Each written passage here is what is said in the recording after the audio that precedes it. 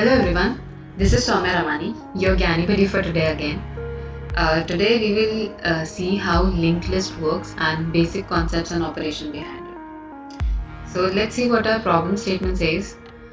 Create a self-referential structure node to represent a node of singly linked list. Implement operations on it such as insert, delete, reverse, order, display, etc. So before going to that, first let us understand what linked list really means.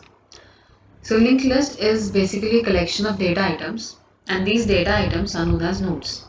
There are three types of list: singly, doubly, and circular. In today's video, we are only going to talk about singly linked list and we will perform operations on that only. So this diagram shows how a singly linked list looks like. In singly linked list, the nodes are divided into two parts. The first part contains the value of that node, and the second part contains the address of next node. That is, it will point to the next node, and it will contain the address of that node. So this is how linked list looks like.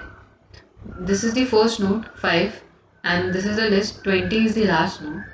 First node or head pointer, there's a head pointer we take. Head pointer always points to the first node, and the last pointer is always null because that indicates that we have no node further. So let's see what operations we are going to do. Insertion. First operation is insertion. So inserting a new node in the list, in the given list. So this we can do by three ways. By inserting it at the beginning, inserting it at the end, or at a given position by the user. So for insertion at beginning, first we need to check if the list is empty. If the list is empty, we need to make that new node the first node of the list, and we need to point the head towards that node only because that will be the only node in that list and it will become the first and last node. If the condition is not satisfied, that is the list is not empty, then we will need to connect the new node to the current head of the list and make the new node the first node of the list. We will see this by the code. First, let us understand the explanation. Second is insertion at the end. If the list is empty again, then the new node will become the first and last node of the list. But if the list is not empty, then in this case, we will need to traverse the complete list. We need to reach the end. We need to traverse the complete list until we reach the end of the node, and then we will insert the new node there. Okay. Then the third one, at a given position. For this, we will ask the user that in which position you want to insert the list. We will pass that value to the method, and then we will go to the address of previous node than the new node and insert it there. Previous node than the new node means the new node which we are going to insert, it will come between two nodes, right? So we need to go to the address of the previous node, and then that pointer will point to the new node because that new node will come in between two nodes, right? So let's see this insertion operation through the code. This is the code. First, I have created a structure here, struct node. It has two members, int value, struct node next pointer. Value contains the value of that node, and this next pointer points to the next node and it contains the address of next node. Okay. Then I have declared s node variable here, and these corresponding pointers, new node, ptr, previous, temp, and I have initialized this first and last pointer to null. We have these many methods in the code: insert node at first, insert node at last, insert node at position, delete position, search, update value, display, reverse display. Now comes the main method. In the main method, we have implemented switch case statement since we have to perform many operations. So we will ask the user to enter the choice, and corresponding choice functions or operations are given here. This while loop will run until the user enters the value y. Okay, so in case the user enters the value 1, we will perform the operation insert node at first. If he enters the value 2, then we will perform the operation insert node at last, and this we are doing by calling these methods. These methods are made here: insert node at first, insert node at last. So first let's see the insertion operation. This method will work for insert node at first position, insert node at beginning. So in this, we are declaring a variable val, and we are asking the user to put the value of that node, and we are putting that value in variable val. And then we are calling a function known as create node and passing the argument val into it, and that complete value we are putting into new node. Let's see what this create node does.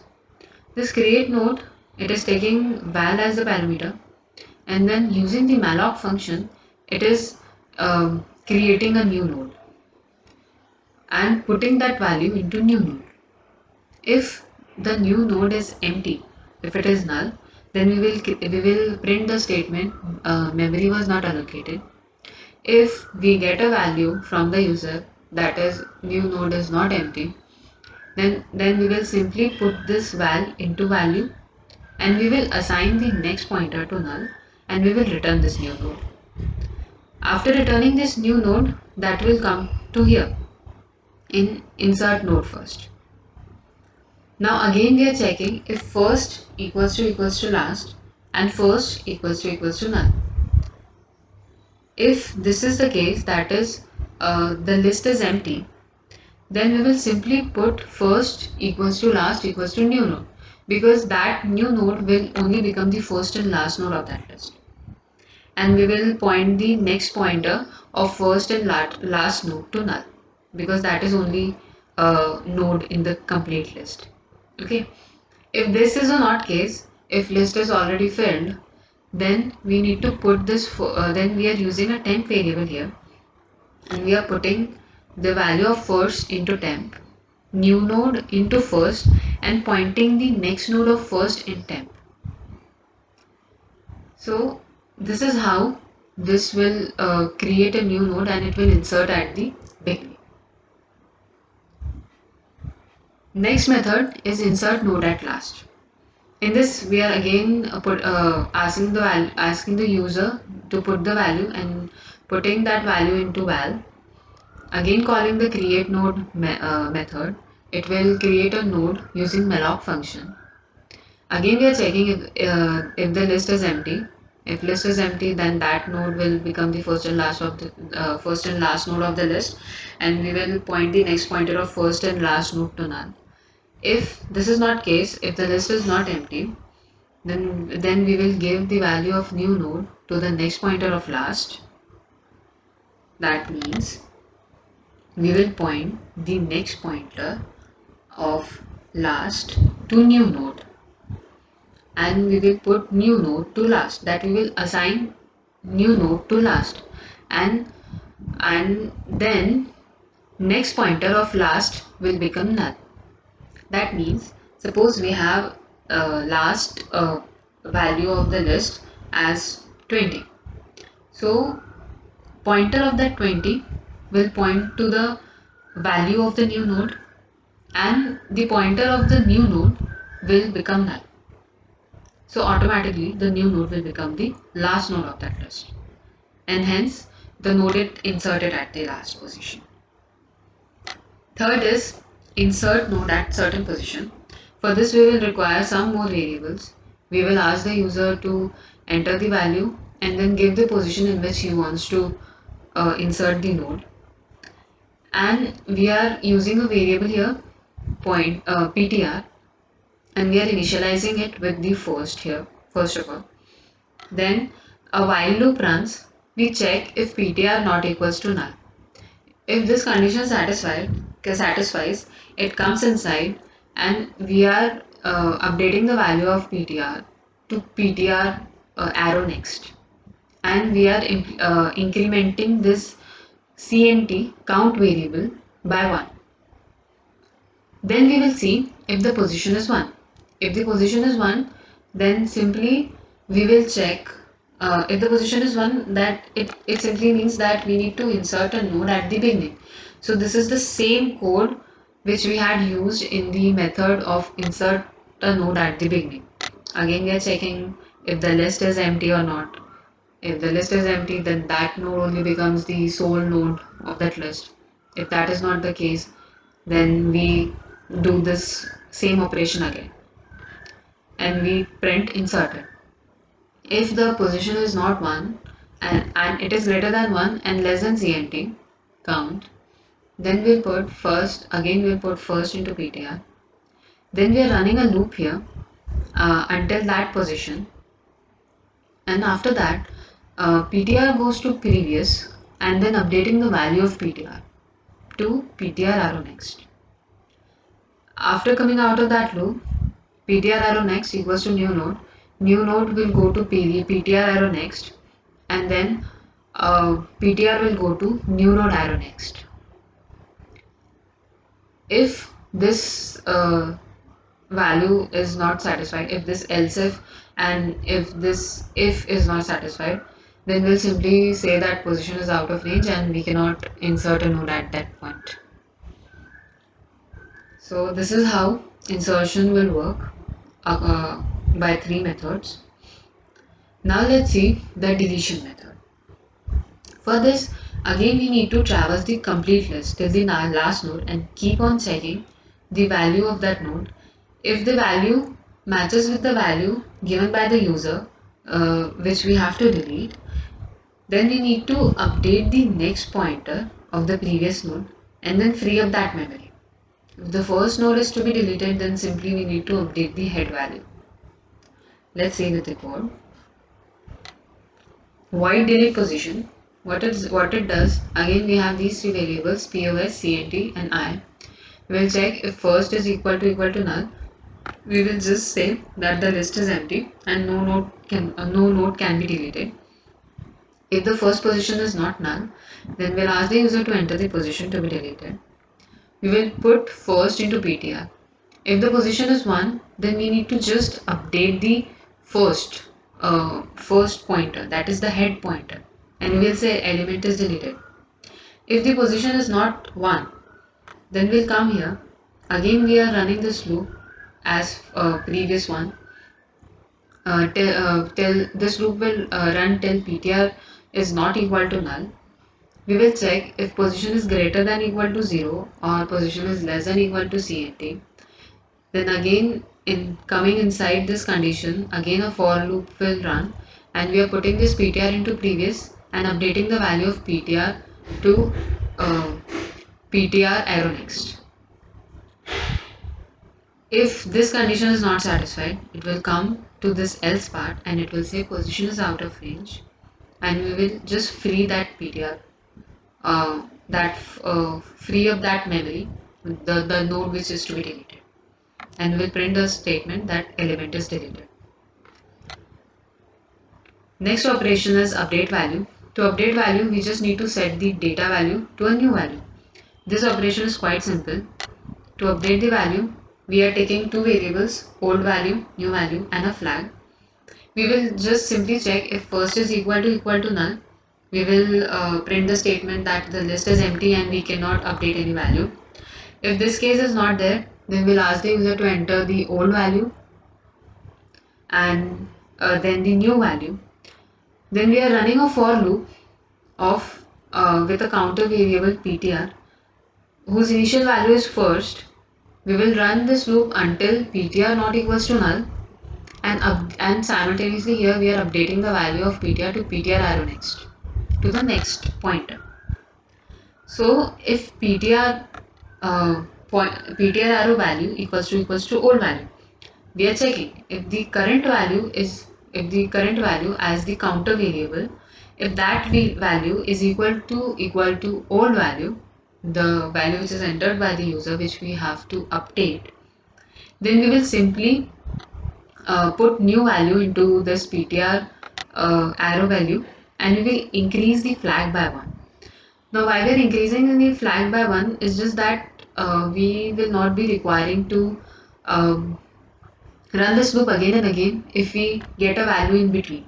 So we need not go till the last of this list.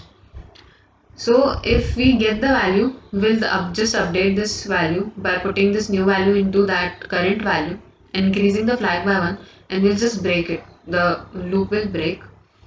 Then we'll check if flag is equal to 1. That means we have updated it successfully. And if it is not equal to 1, we will say the value is not found.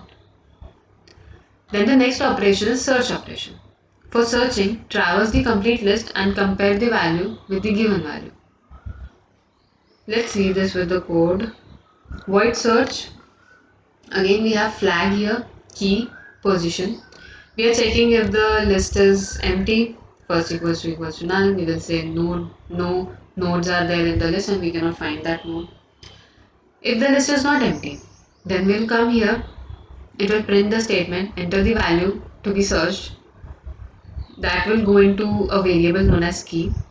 Again we are running this loop with counter variable ptr whose initial value is first, and this loop will run until ptr is not equal to null, and we keep on updating the value of ptr to ptr.next.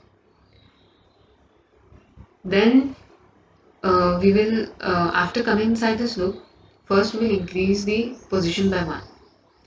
Then we'll check if the current value of the list is equal to key. Again flag is equal to 1 and it will break. Again same as we have done an update value. If we get flag equals to 1, then we have found the element and we will print the element and its position here. If value is not equal to 1, then we will say element is not found in the list. The next operation is display. For display, we simply traverse the complete list and print the values. So we just need to apply a loop here. First we'll see if the list is empty. If it is empty, we will say no nodes are there in the list and we cannot display any. If that is not the case, again we are running this loop with ptr as counter variable and just simply printing the current value. Then the next operation is reverse display. We need to display this list in reverse order. So for that, we are taking this value, we have passed this ptr here. Again we are checking if the list is empty. We will say no nodes to display. If the list is not empty, we will check if ptr not equals to null. It will put that value into that current value into val, and then recursively we are calling this function. So we are just putting that value to the last value and then recursively calling the function, and then it recursively prints the list from end to beginning. So this is how this code works. Let's see the execution of this code.